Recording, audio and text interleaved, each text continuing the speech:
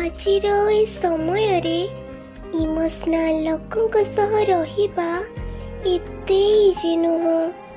I am a emotional person आउ मु ही कहूची एहा एते इजी नुह। काहे ना आमको दरकार कमिटमेंट जहाको आजिकाली समस्ते डरंती। आमको दरकार ऑनेस्टी आउ आजिकाली किए बा सत कहूची। आमको दरकार लॉयल्टी जहाँकि आजिकाली दुनिया रे मिलिबा असंभव। आमको दरकार एफर्ट्स जहाँकि आजिर जेनेरेशन जानी नाहंती कि एहा कोन। So this is a reality of every emotional person.